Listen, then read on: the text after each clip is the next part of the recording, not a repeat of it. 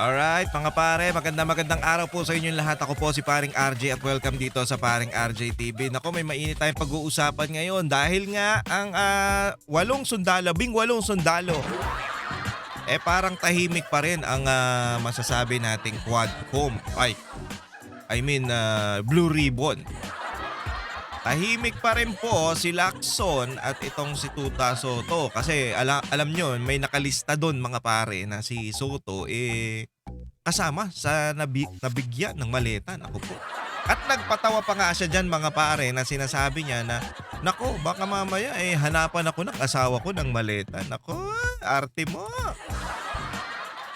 At Cheche, ginawa mo pang noontime show ang seryosong bagay. Nako. Kaya nga mga pare, madaming mga kababayan natin ang nanggigigil, galit na galit sa mga nangyayaring ito kasi hindi ito basta-basta. Putang ina, isipin nyo, 800 billion. Billion po ito at ang sinasabi nga dito ni Attorney Baligod, isang matikas na abogado, hindi lang ito sa flood control kundi pangkalahatan to mga pare, 'di ba? At ang natuturo na mastermind dito ay itong si Romualdez at itong si Bongbong Marcos. Tao ito ni Romualdez, yung mga sundalo na yan, tao yan ni Zaldico. So, medyo hihirapan kayong ipagtanggol ang mga sarili ninyo dito, mga pare. Yari kayo ngayon. Kasi 'di ba laging sinasabi ni Bongbong Marcos noon last year na dapat may makulong, may makukulong, may gagawa tayo ng paraan para may mapanagot. Anak ng putya, ang pinakulong nila sino? Si Bong Revilla. Na ang layo-layo naman sa mga issue ng flood control, ang layo-layo sa Bulacan ng Cavite. Ang layo-layo na siya ang leader o siya ang mastermind pero siya ang pinakulong. Para nga naman mga pare kasi simpleng-simple lang para matakpan ang mga dapat nilang takpan na pagnanakaw nila sa gobyerno putya sumisingaw yung baho ng mga tarantado na to. 'Di ba? Nagsisingawan na. Ngayon, inaatake nila yung mga sundalo na para maging magkaroon ng doubt yung mga tao na hindi naman yan totoo yung mga sinasabi niyan. Pinapagmumukha na nila yung credibility ng mga sundalo na to, wala.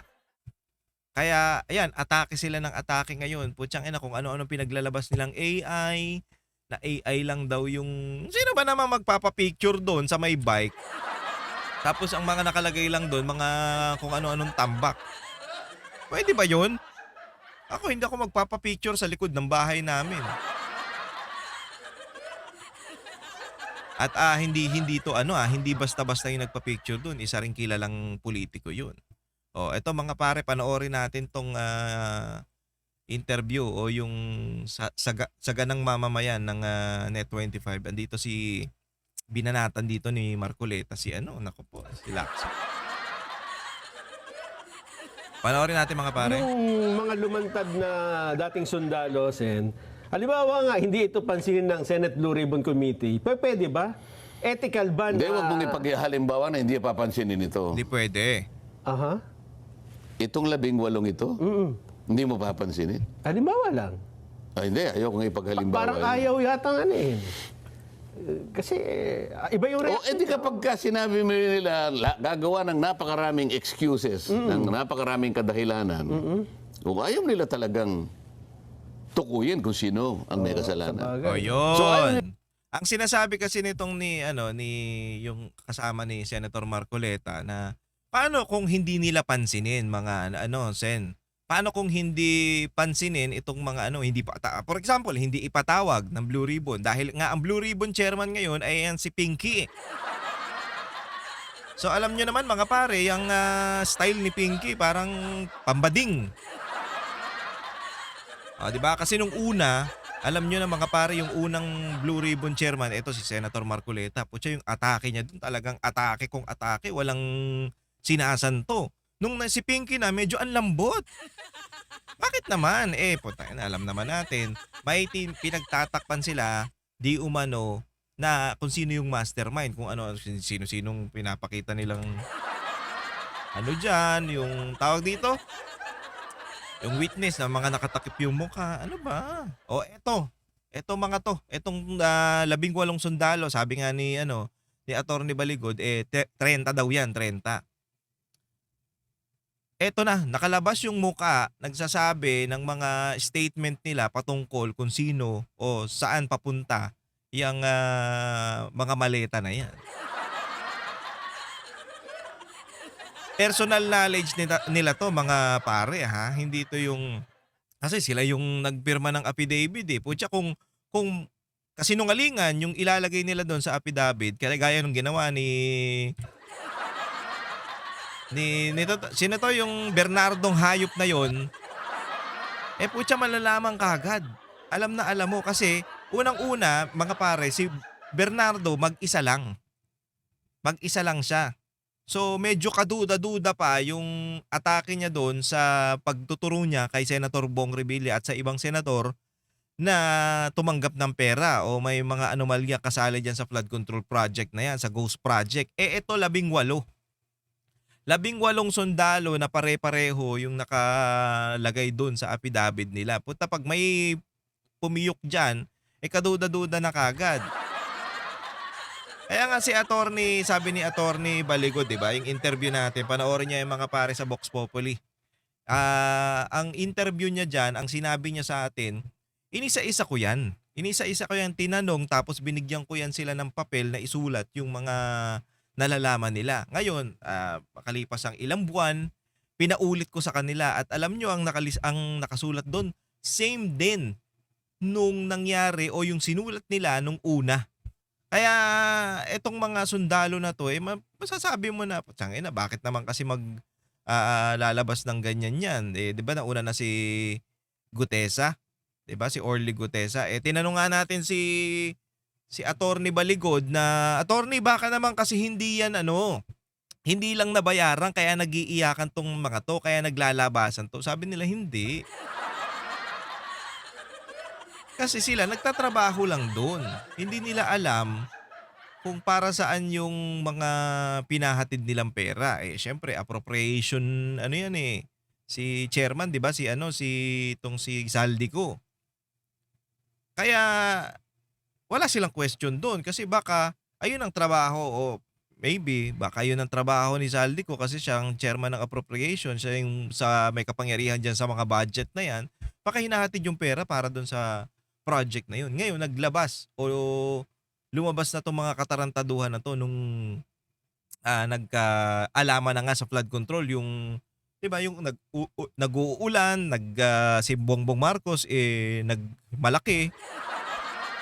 So, naglabasan na yung mga baho nila. At ito na nga, unang lumabas si Orly Gutesa. At ito na to, yung 18 na sundalo. So, kaya nila nalaman na, ay, di pala tama yung ginagawa na. Di ba?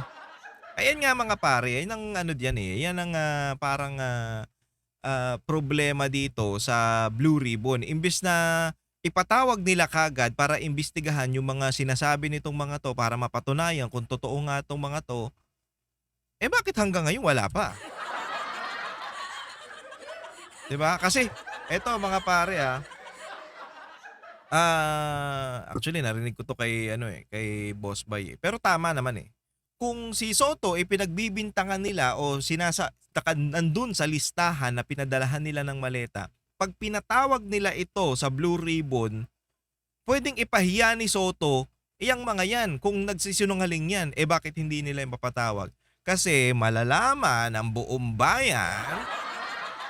Eto ano ko lang naman to, iniisip ko lang naman mga pare, malalaman ng buong bayan na totoo yung sinasabi nitong mga to. Bakit ayaw nilang ipatawag? Doon pa lang medyo kaduda-duda na Baka mabuking si Soto. O baka, sige, ipatawag nyo yan pero hindi papasok si Soto. Sige. Wala, hinihintay natin ngayon hanggang kailan? Hanggang kailan kayo gagaganyan, di ba? Kaya nga sinasabi nito ni Senator Marcoleta, hindi pwedeng hindi ito pansinin. Kasi kailangan itong pansinin dahil malaking bagay ito. Hindi lang to 100,000 ang ninakaw, 800 billion ang nawawalang pera ng taong bayan na napunta sa bulsa ng mga tarantado na Ang to. pagbigyan. Ang hinahanap Ang ng takaw taong nyo. bayan. Ayaw nilang bigyan ng sagot talaga. Oh, Hinahanap yan. ng tayo. Kanino ka ba nagsisilbi? Sa taong bayan? O yung pinipilit mong pagtakpan? Ito ang problema ngayon. Alin ang pipiliin mo? Yung taong bayan na nagluklok sa'yo para gampanan mo yung katungkulan mo. Proteksyonan mo, pahalagahan mo ang kanilang interes. Ito ang sinumpaan mo bago mo kunin ang tungkulin na yan. Sino ngayon ang pipiliin mo? Di ba taong bayan? Oo. O sasabihin mo ngayon na, hindi, teka, may kulay yan eh. Baka ano lang yan eh. Kahit anong kulay pa yan, nakaharap ka. Obligasyon mo yan.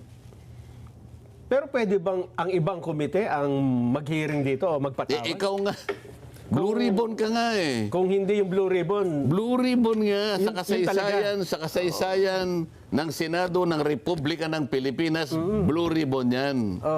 Oh. Kinuha mo sa akin eh. Uy! Mas magaling ka, di ba? Opo. Anak na. O ngayon, saan? Wala na, humugot na. Mas magaling ka, di ba? Wala na, humugot na si... Hindi, totoo naman eh. Totoo naman. Ang ganda ng flow nung unang bugso ng Blue Ribbon nung ito pa yung chairman, si Marcoleta. Putsang ina, ang ganda, tuloy-tuloy. Papasok na, papunta na doon sa mastermind. Ang bilis. Puta, biglang pinalitan. Diba? Biglang si Soto na tsaka si Lacson, wala na. O puta, paikot-ikot na tayo ngayon. Hindi natin alam kung saan napapunta yung Blue Ribbon na hayop na yan. Naging pinky ribbon na yan. Pink ribbon. Diba? Totoo naman eh. Totoo naman yung sinasabi niya. Kinuha mo yan. Mas magaling ka sa akin. Diba? Sabi ni Soto, hindi, magaling mag-imbestiga yan. Si Lacson, investigative yan. Mga ganun pa. Puko na yung ina. Kala mo, gago eh. Ulul. Mga ganun patang ina. Bandang muli. Kasali pala siya doon sa naabutan ng maleta. Hayop. Ganito ni Soto. Galing ha. Kasi hindi naman gagaganyan yan kung hindi ano yan eh. Halatang halata kasi. Yan ang tinatanong mo, taong bayan. Nag-prepare na siya ng ano eh. Meron nang ginawang report eh. Pero ngayon, walang gustong pumirma yata. Ayun lang. Bakit walang gustong pumirma? O pag ganon eh. Nung primero, dito niya ginanon. Teka muna nga dyan, dito. Paano ngayon? Hindi ganon eh. Tuntunin mo, gawin mo sang-ayon doon sa nakikita mong ebidensya. Ganun Hindi mo dapat. tatakpan ng ebidensya para ipaling mo dito. Hindi yan ang inihanap ng tao. Ganun nga eh. Ganun nga, Senator Marcoleta. Ganyan yung si Soto. Si Lacson. Di ba, eto na lang eh. Ano ko sa inyo mga pare Eto na lang, simpleng sige, punta muna tayo dito kay Bernardo. Simpleng na lang eh. Kay Bernardo na lahat ng papunta ng ng ebidensya. Biglang nagbigay ng statement, ng affidavit o yung nagsalita na kasama daw yung mga senador. Hindi nyo naman inimbestigahan? Hindi, di ba? Puta, hindi nyo man lang pinatawag. Pwede nyo namang ipatawag yung mga senador na yan. Pwede nyo naman pasagutin. Pwede nyo pasagutin si Senator Bong Revilla. O pasagutin nyo, paharapin nyo kay Bernardo. O ba't hindi nyo pinagharap? Kasi magkakaalaman. Ha? O, ba't di nyo pinaharap? O, ang ginawa, putya, kinasuhan na kaagad. Bandang huli na kulong. O, kulong na kaagad? Puta, hindi nyo muna pinagpaliwanag? Porket sinabi lang nung Bernardo, okay na lahat yun. Yun na kaagad. Gagoy, di ba? O, isa pa, mga pare. Yung, anong tawag dito? Etong naalala nyo kay Orly Gutesa na sinasabi niya, naghahatid kami ng pera dyan sa may Aguado, malapit sa Malacanang. Biglang kinat naalala nyo yun? Kinat agad ni Lacson. So, ibig sabihin, tinatapalan niya yung dapat, yung ebidensya papunta doon sa totoong mastermind. Simple, di ba? Sa Aguado, papunta kami dyan. Naghahatid kami ng maleta dyan. Saan sa Aguado? Tinatanong ni Marcoleta, malapit sa Malacanang. Hindi. May tanong ako, yung sino yung Michael Ma? Okay ng ina mo, ang ganda nung tanong eh. Ang ganda nung pupuntahan eh, bigla mong kinat. Oh, doon pa lang kaduda-duda na. Oh, kaya nga sinasabi nito ni Senator Marcoleta na tinatakpan mo yung ebidensya para hindi maturo yung totoong mastermind. Pinky ka, buwisit ka. Pantado ka. Nandiyan ang dilema niya ngayon. Paano nga yun, Sen? Nakagawa na siya ng report. Oo, Tapos may bagong... Teka muna, ang proseso namin dyan, ang mekanismo dyan, pipirma dyan at least 11 para magkaroon ng majority report. O, walang pumipirma. Bakit? So baka ang gusto nila wala nang pumirma. Kasi pag wala nang pumirma, wala nang ipipresent. Wala nang official na report na ipipresent. So ganun, papatayin na lang natin. Nako. Hindi nga papayag ang mga... O kasi baka ako, hindi niya na alam kung saan niya ikukurba eh. O. Yun. Nak- Yun talaga ang totoo dyan, Marcoleta. Ay, Senator Marcoleta. Hindi niya alam kung paano niya ililiko yung mga ebidensya. Hindi niya alam paano niya ililigtas yung mastermind. Kasi mismong yung Senate, Senate President ka eh. Ito na nga eh. Dapat mawala na yan dyan si Soto eh. Isipin nyo mga pare ito lang Senate President ka, tapos yung Supreme Court, dinadarag mo, sinasabi mong hindi tama yung desisyon ng Supreme Court patungkol sa impeachment ni BP Sara na gawing unconstitutional. 'Di ba? 15 unanimous, I think 16 o 15, hindi ko matandaan, pero unanimous decision na unconstitutional yung impeachment nga na ginawa ng Congress para kay BP Sara. Dinadarag mo. Senate President ka. Hindi lang sarili mo wala namang kwenta yung style mo eh. Sarili mo, hindi naman lang ang sarili mo ang sinisira mo, buong Senate ang niyuyurakan mo yung pangalan ng buong Senate. Salita ka ng salita, wala ka namang alam, sasabihin mo. Matagal na ako dito, alam ko na yung pasikot-sikot kahit saan nyo ko ilagay. Gago. Ang tagal mo na dyan, ba't ganyan pa rin yung utak mo, bobo ka? Tanginang niya, pasalamat. Ay nako. Kasi kung mayroong mga matitinong kasi hindi naman to nanalo tong mga to. Si Lacson hindi naman nanalo yan. Si Soto hindi eh. Si Bam tsaka si Kiko hindi naman nanalo yung mga yan eh. Nanalo lang yan sa tulong ni George Garcia, di umano eh. Pati yan si George Garcia na ikaw, mo, kokotokan kita eh. Diba? Pati yun nadamay. Tumanggap din pala ng maleta yung tarantado na yun. Para saan yung maletang natanggap mo? Para saan? Para manipulahin mo? Nagtatanong lang tayo ha. Nakakagigil eh. Hindi nyo na alam kung paano nyo papaikot-ikutin yung mga ebidensya na nagtuturo dyan sa amo ninyo. Kaya hindi nyo, hindi kayo mag-hearing dyan sa Blue Ribbon. Ganun ba yon? Tagal. Hanggang sa dumating itong bago. Itong batch na ito. So anong gagawin mo? So ang dapat na talagang susunod dito, itutuloy ang investigasyon kasi may bagong anggulo eh. Ganun po ba, Sen? Tanong mo sa kanya. Sa bagay, hindi nga pala kayong chairman. Ako Plado rin kasi to si Mark.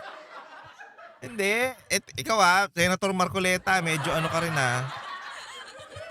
Hindi naman, lang natin to napapansin lang. Siyempre, tinatanong niya, tinatanong niya lang naman para mas maintindihan ng mga Pilipino. Ikaw naman talaga, Marcoleta. Sungit mo naman. Anyway, ganyan naman talaga siya. Kahit nung... Lagi tinatanong mo, ba't ba hindi mo inimbita rito? Sa susunod na linggo, baka... Di ba? Opo.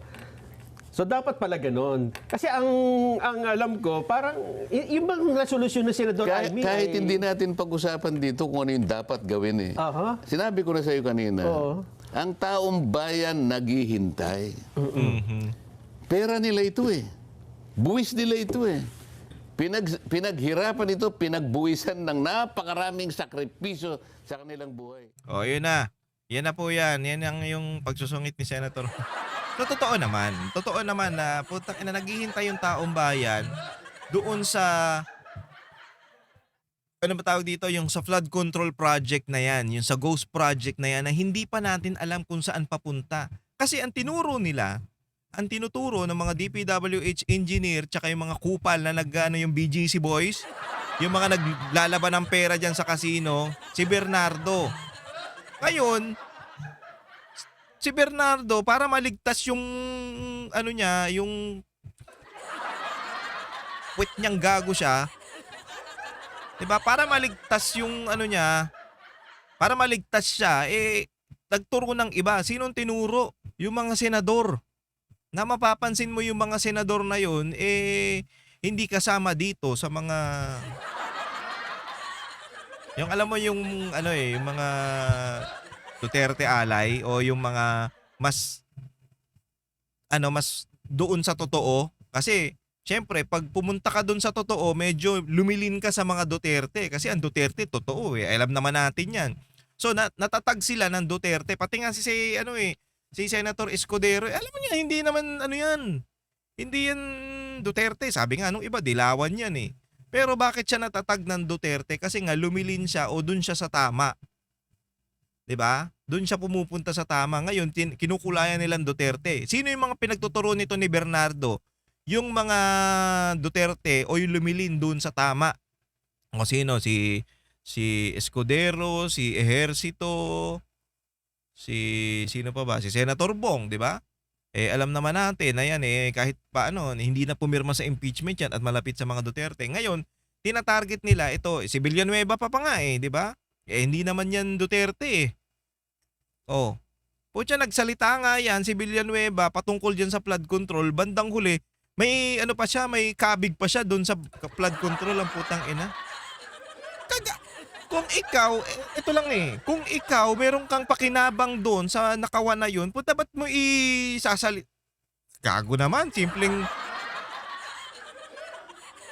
gamit ba ng utak? Bakit mo ilalaglag yung pinagkakakitaan mo ng pera? Ikaw rin naman ang madidiin. 'Di ba kung kasali ka dun sa mga katarantaduhan na yun, ang putang ina. Simple-simple. O bakit si Senator Bong, 'di ba? Lagi nating sinasabi yan, easy target, scapegoat, madaling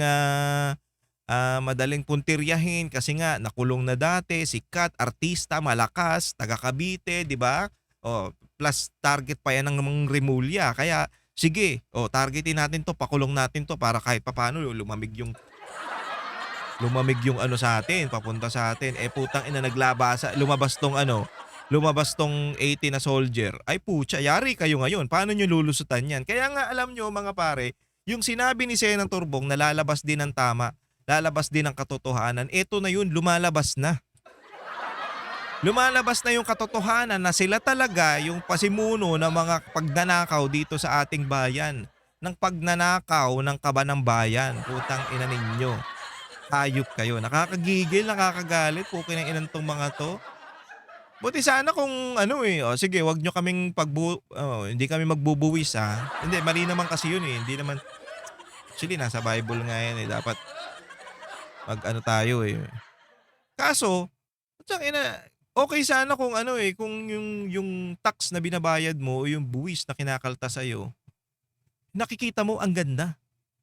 Putyang ina, dito pala napupunta yung pera ko. Ang ganda ng kalsada. Kaya nga nung panahon ni Pangulong Duterte, ang daming natuwa 'Di ba?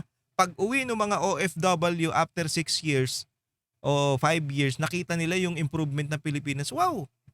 Within 6 years, sa 6 na taon na pagawa ito ni Pangulong Duterte, nagdaan pa yung pandemic na yan. Pero alam nyo mga pare, kahit nag-pandemic, isipin nyo yan.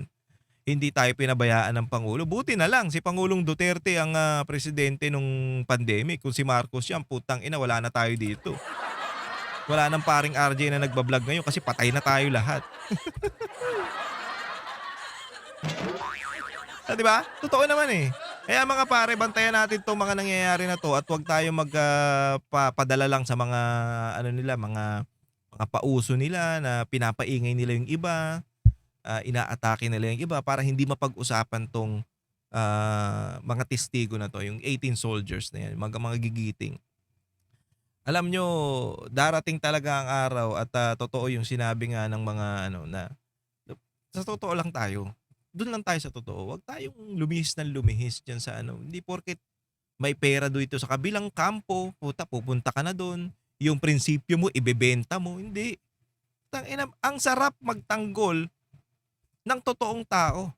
Ang sarap magtanggol, ang sarap mabuhay ng dun ka sa totoo. Hindi yung putang ina, bigla ka na lang magkakapera. Okay, sige, may pera kayo ngayon, puta, pero pag siningil kayo ng panahon, bala kayo sa buhay nyo. Oh, 'di ba? Ganyan na rin ang nangyari sa ano, sa Banateros. Hindi kami bumoto diyan, hindi kami pumunta diyan sa kampo ni Marcos kahit na nandiyan si BP Sara po siya. O nakita natin ngayon, nakita nyo naman, 'di ba? Kita nyo naman ang nangyari po siya, laglag talaga lahat. Kaya mga pare, ano lang tayo, doon lang tayo sa tama, doon lang tayo sa totoo at huwag tayong bibitaw sa prinsipyo natin kasi tangina, wala na tayong ano ngayon eh, wala na tayong maipagmamalaki. Talagang yung prinsipyo na lang kasi putang ina, wala naman tayong pera eh. Kaya nga tignan nyo, isa-isa nang ginigipit ang Banateros eh. Bakit? Lumalaban sa gobyerno eh. Kutsa kung kampi kami niyan, gigipitin ba kami niyan? Anyway, mga pare, maraming salamat po muli sa pagsama sa akin at kung nagustuhan niyo po yung ating video, please subscribe to my channel at huwag kakalimutan mag-share at mag-likes. Paring RJ po sa Facebook, Paring RJ TV dito sa YouTube at Paring RJ Banatero sa TikTok. Huwag niyo kakalimutan, Vox Populi every Saturday 6 hanggang 8 p.m. SMNI DZAR 1026 Banateros 2.0. Syempre, ang mga Banateros. Huwag niyo kakalimutan, palakpakan. Maraming salamat ulit sa inyo mga pare. Ingat po kayong lahat and God bless you all.